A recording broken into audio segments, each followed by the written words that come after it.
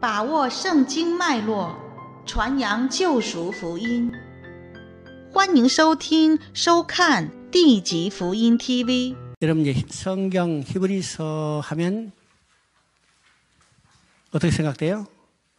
신약 성경에서 어려운 책 중에 하나로 생각해요. 어려운 책 중에 하나로 생각하죠. 그래서 히브리서 하면 잘 모르겠다, 그죠? 그렇게 이야기하는데 성경을 우리가 공부할 때 우리 머릿속에 정리할 것이 있죠. 성경은 연애편지요. 어려워요, 쉬워요? 그렇죠? 그러니까 이 전제가 있어요. 성경은 연애편지, 성경은 양육일기. 그러면 성경은 연애편지, 양육일기. 히브리서도 성경이죠. 그럼 히브리서가 어려울까, 쉬울까? 쉬웠죠? 쉽다고 해놓고 읽어보니까 쉽지 않아. 맞죠? 쉽다고 생각하고 말은 대답해놓고 집에서 읽으니까 쉽지 않아요. 그런데 히브리서는 아주 간단한 책입니다. 아주 쉬운 책입니다. 히브리서가 왜 어렵다고 생각할까?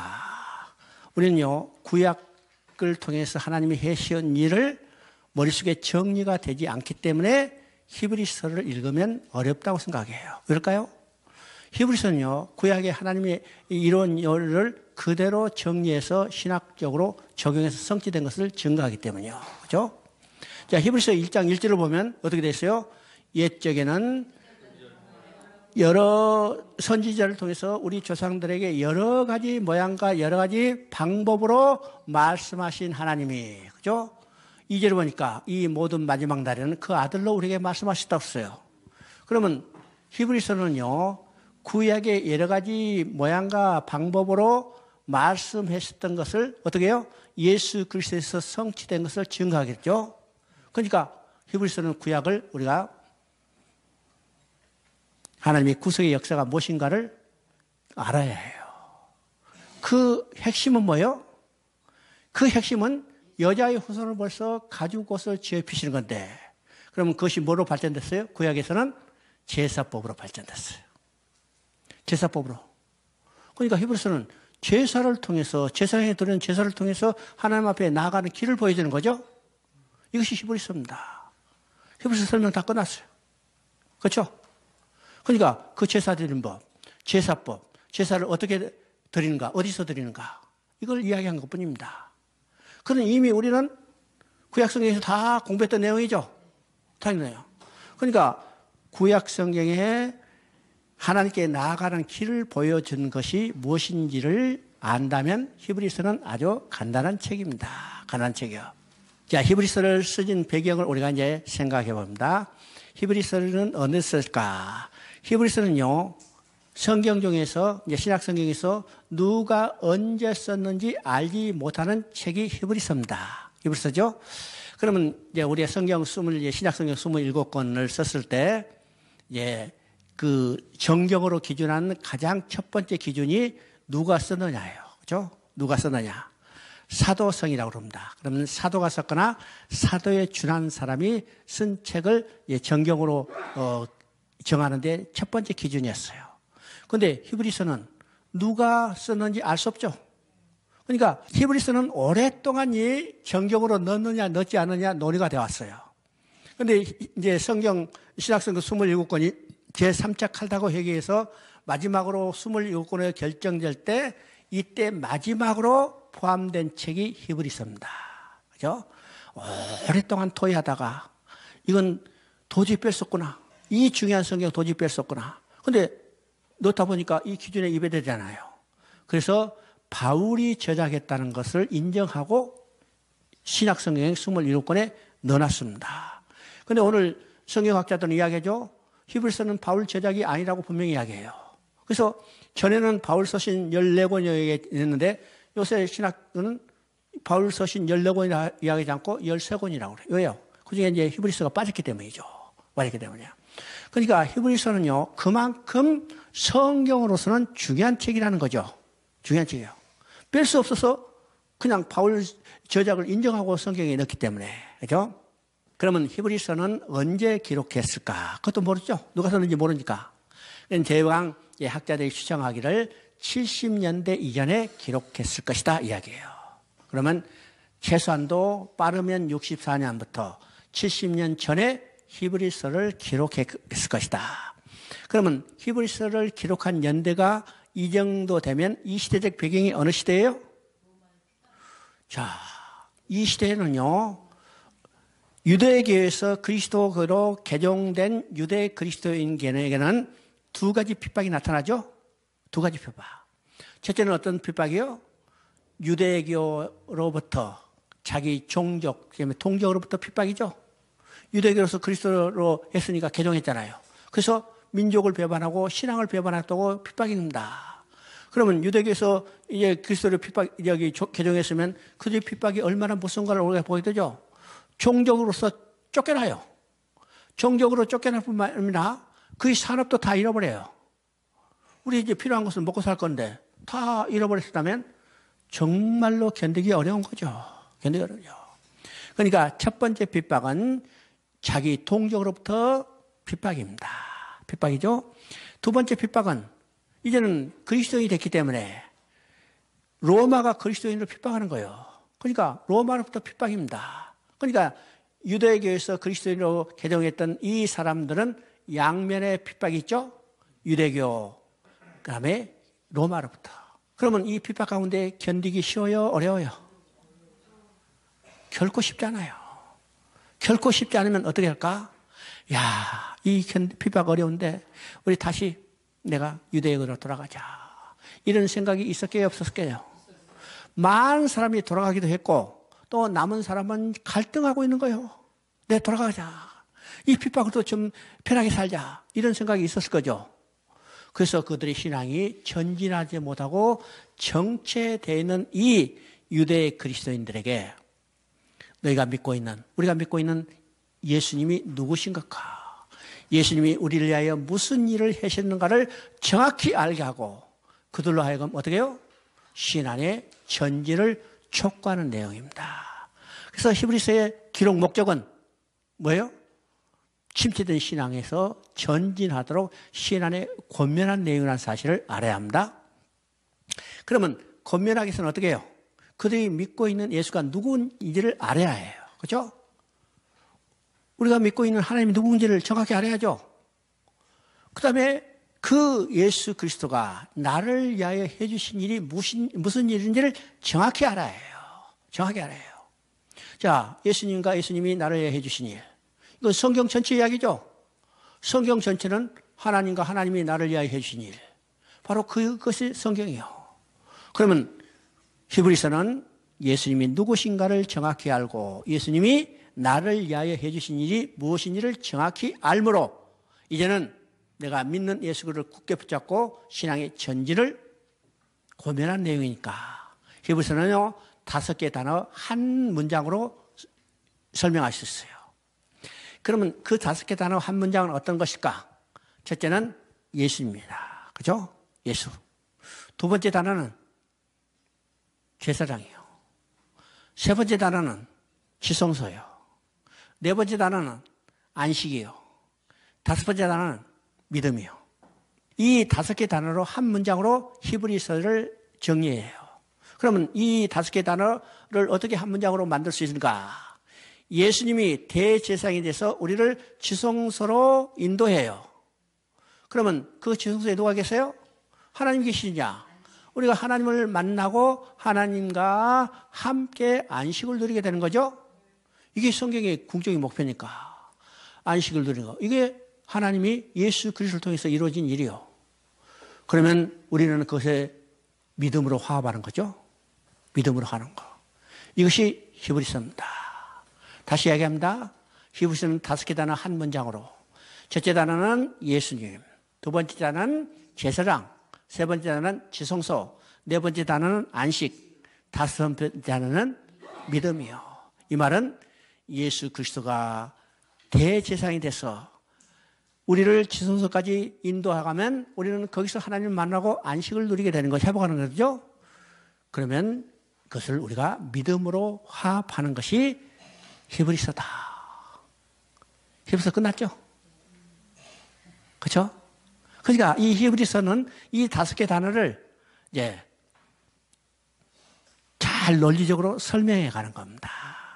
설명해 가는 거. 그죠? 그래서 히브리서 1장 1절부터 쭉 보면 이제 4절 5절까지 보면 예수님이 누구신가를 전제적으로 설명해요. 그죠?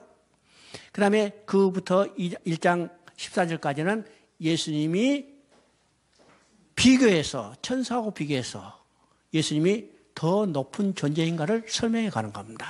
설명해 가는 거죠. 자, 우리 한번 봅니다. 2장 9절을 한번 읽어봅니다. 2장 9절. 오직 우리가 천사들과 잠시 동안 못하게 하시면 이제는 죽음의 고난을 받으심으로 말미암아 영광과 존귀로 간을 쓰신 예수를 보니 이를 행하심은 하나님의 은혜로 말미암아 모든 사람을 위하여 죽음을 맛보려 함이라.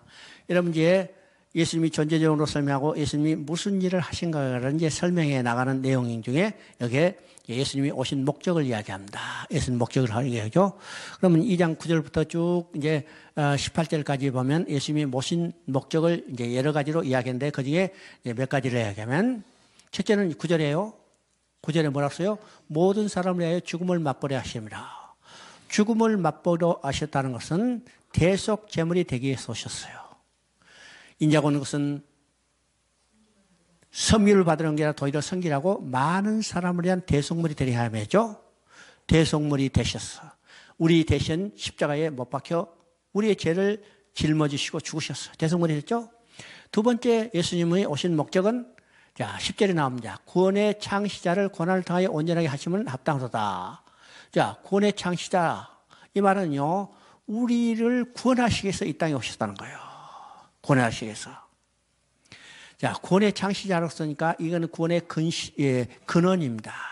그러면 하나님은 여자의 후손을 보내주시다는 약속을 통해서 구원의 근원이 시작되는 거예요.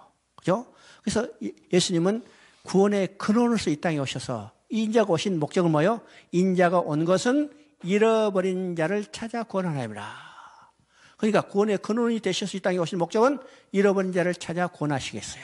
그렇죠? 자, 거기 보면 11절에 보니까 형제라 부르기를 부끄러워하지 아니하신다고 씁니다. 형제라 부르기를 부끄러워하지 않는다. 여러분 이건 뭐가 생각나요? 기업 물을 자가 생각나요. 기업 물을 자. 기업 물을 자는 룻기를 통해서 이야기했죠. 기업 물을 자의 자격은 가장 가까운 친척이에요. 그죠? 가장 가까운 친척. 그래서 예수님은요 가장 가까운 친척 기업 물을 자가 되기 위해서 육신을 입고 오셔서 우리를 형제라 부르기를 부끄러워하지 않는다고 했어요. 가장 가까운 친척이 됐다는 것은 바로 여기서 기업 물을 자가 되기 위해서 오셨다는 거예요. 그 다음에 15절을 보니까 죽기를 무서함으로 한평생 매어 종노를 하는 모든 자를 놓아주려 함이라. 이건 사단의 노예로부터 해방시키기 위해서죠. 이건 기업 물을 자의 사명입니다. 종으로 팔려간 이 자녀들을 돈을 갚아주고 부모에게 돌려주는 거예요. 종의 노예로부터 해방시켜주는 거죠. 사단의 노예된 인간들을 해방시키는 거예요. 일생 죽기를 무서함으로 매어 종단한 신세대의 인간들을 해방시키겠어요.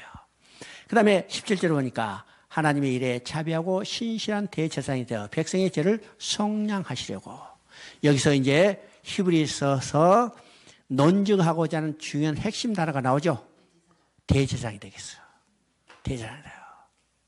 하나님의 일에 자비하고 신실한 대제사장이 돼서 자 하나님의 일이라고 써요. 왜 하나님의 일일까요? 하나님이 하시는 일은 어떤 거요? 잃어버린 자기 백성을 찾는 일이 하나님의 일이요. 어떻게 찾아요? 예수님이 대제사장이 돼서 그 백성의 죄를 대신 짊어지고 십자가에 죽으심으로 백성의 죄를 사함받게 하고 하나님 앞에 나아가는 거예요. 이게 하나님의 일이죠. 이게 대제사장의 삶이에요. 그래서 하나님의 일에 자비하고 신실하신 대제사장이 돼서 그래서 이제 히브리서의 핵심 단어는 뭘까? 예수님이 대제사장이 되신 겁니다. 대제사장이죠. 4장 14절 한번 읽어봅니다. 4장 14절. 그러므로 우리에게 큰 대제사장이 있으니 승천하신 자 곧 하나님의 아들 예수시라. 그죠? 여기까지 읽어요. 그러면 대제사장에서 하는 일이 뭘까? 그 이제 16절을 많이 읽어보면 은혜의 보좌 앞에 담대히 나아갈 것이니라. 대제사장이 하는 일이 짐승의 피를 가지고 지성소에 들어가서 뿌림으로 백성의 죄를 사함받게 하고 백성을 하나님 앞으로 나아가게 하는 거예요. 은혜죠? 이것이 대제사장의 사명입니다. 되죠? 그래서 예수님이 이제 대제사장의 사명을 감당해서 이게 히브리서의 핵심 단어죠?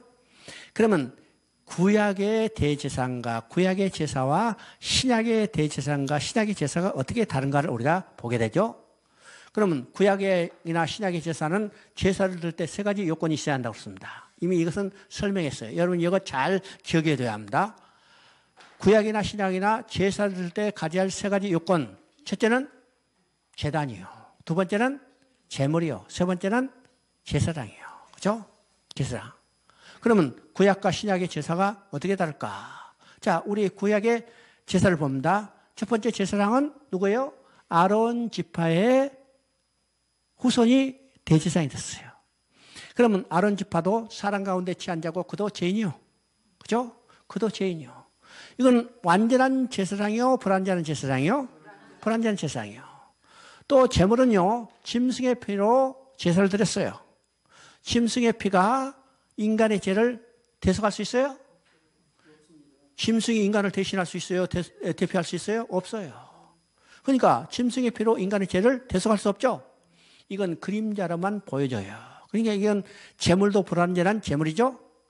또 제단은 사람이 지은 땅에 있는 그림자적 성막에 있었어요. 그죠? 그럼 이것도 불완전한 제단이죠. 그러면 구약의 제사는 불완전한 대제사장이 불완전한 제물로 그림자적 제단에서 드렸기 때문에 이 제사는 완전한 제사요? 불완전한 제사요? 불완전한 제사. 불완전한 제사를 드렸기 때문에 우리의 죄가 속해지지 않았고 우리의 죄가 속해지지 않았기 때문에 지성소로 들어가는 휘장은 찢어지지 않았어요. 이게 구약의 제사예요. 그래서 구약의 제사는 우리의 죄가 속해지지 않았기 때문에 계속해서 반복해서 드렸지만은 휘장은 열리지 않았죠. 그 제사가 불완전한 제사였기 때문에. 근데 신약의 제사는 똑같이 세 가지 요건이 있어야 한다고 했어요. 첫째는 제사장, 두 번째는 제물, 세 번째는 제단인데 제사장은 누구요? 하나님의 아들, 우리의 큰 대제사장 예수 그리스도예요. 그런 흠 없으시고 점 없이고 완전한 제사장이요. 두 번째 제물이죠. 제물은 짐승의 피가 아니고 예수님 자신의 피요. 이 예수님 자신의 피이기 때문에 이 제물은 완전한 제물이죠. 완전한 제물이요. 또 제단은 땅에 사람이 지은 그림자적 성막이 아니고 하늘에 있는 참장막이요. 우리가 출애굽 때 이미 공부했죠. 출애굽 때 내가 보여준 모양대로 지으라고 했어요.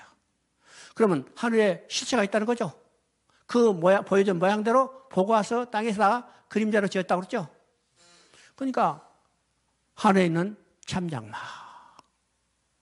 그러면 예수님이 드리는 제사는 어떤 제사예요? 신약의 제사는 완전한 대제사장이 완전한 제물로 참 제단에서 드렸기 때문에 이 제사는 완전한 제사고 완전한 제사를 드렸기 때문에 우리의 죄가 완전히 사해졌고 우리의 죄가 완전히 사해졌기 때문에 우리는 하나님 앞에 나아갈 길이 열렸어. 그래서 휘장이 찢어진 겁니다. 이해되시죠? 바로 히브리서는 이것을 증거하는 거예요. 그렇죠? 히브리서는 이것을 증거하는 겁니다. 자, 우리 성경 한번 봅니다. 자, 히브리서 10장 14절. 시간이 없기 때문에 이것만 알겠습니다. 여기만 할게요. 히브리서 10장 14절. 그가 거룩하게 된 자들을 한 번의 제사로 영원히 온전하게 하셨느니라. 자, 이 구약의 제사가 비교해서 이야기합니다. 구약의 제사는 반복해서 드렸어요. 그런데 반복해서 드렸지만 영원하고 온전한 제사가 되지 못했죠. 온전한 제사가 되지 못했기 때문에 떠들고 떠린 거예요. 그런데 신약의 제사는 한 번의 제사로 영원하고 온전한 제사를 드렸어요. 그죠? 이제 18절을 읽어봅니다. 18절. 이것들은 사실은즉 다시 죄를 위하여 제사 드릴 것이 없느니라. 예수님이 단번에 완전하고 영원한 제사를 드렸기 때문에 오늘 또 드릴 제사가 없는 겁니다. 여러분 제사 드려요, 안 드려요? 안 드리잖아요. 왜요? 예수님 십자가에서 단번에 완전하고 영원한 제사를 드려졌기 때문에요. 오늘 그 드려진 제사를 우리는 믿음으로 받아들이는 거 하는 거죠? 하는 거예요. 그래서 20절 부터 22절까지 읽어봅니다. 20절부터 22절. 그 길은 우리를 위하여 휘장 가운데 열어놓으신 새로운 살 길이요 휘장은 그의 육체이라. 참함과 온전한 믿음으로 하나님께 나가자. 자, 예수님이 휘장을 다 열어놨어요. 휘장이 완전히 열렸기 때문에 하나님께 나아간 길이 확 열렸습니다. 그러면 우리가 해야 할 일이 뭐예요? 큰 믿음으로, 온전한 믿음으로 하나님께 나아가자. 이것이 다섯 번째 단어. 우리가 해야 할 일은 큰 믿음으로 화합하는 겁니다. 화합하는 거죠. 이 히브리서죠. 어려워요, 쉬워요? 어? 어려워? 히브리서 아주 간단한 거예요. 그러니까 이거로. 자, 그래서 이제 믿음이 히브리서는 강조됐죠. 그래서 이제 히브리서 11장을 우리가 이제 성경의 장에 이름을 붙여서 믿음장이라고 그럽니다. 믿음장. 성경에 이제 장 이름이 붙은 것이 이제 붙여놓은 것이 이제 몇 가지 있죠. 몇 가지 있어요. 그 아까 이야기했지만 고린도 전서의 12장은요 은사장, 13장은 사랑장, 15장은 부활장. 그다음에 히브리서 믿음장이라고 합니다. 그래서 이 믿음장 우리가 잘 해석해야 합니다. 이것을 해석이 잘못됐기 때문에 오늘 성도들의 신앙도 왜곡된 방향으로 나아가고 있다는 겁니다. 잘 알아야 합니다. 자, 그래서 히브리서 1장 1절만 우리가 읽어봅니다. 믿음은 바라는 것들의 실상이요 보지 못하는 것들의 증거니. 자, 이것에 대한 해석이 잘못됐기 때문에 오늘 어떤 현상이 나타나는가? 쉽게 말하면요, 성공신학, 번영신학인 것이 나타나는 겁니다. 이 해석이 잘못됐기 때문에요. 자, 믿음은 바라는 것들의 실상이요 보이지 못하는 것 증거라. 그러면요, 어떤 사람 이야기요? 야, 바라는 것에 보이지 않는 것 증거였기 때문에 내가 갖고 싶은 것을 머리에서 다 그리고 연필로 그려라. 그리고 그 이루어진 것을 믿고 기도하면 된다. 그렇게 이야기죠. 여러분 대표적인 책이 어느 책이에요? 조엘 오스틴이 지은 긍정의 책이라고 합니다. 그죠? 또 어떤 한국의 유명한 목사가 옛날에 썼던 책 중에 그런 책이 나와요. 그러면 여기서 바라는 것은 뭘까요? 우리 신앙에 바라는 것은 뭘까요? 네? 미제 책상이요?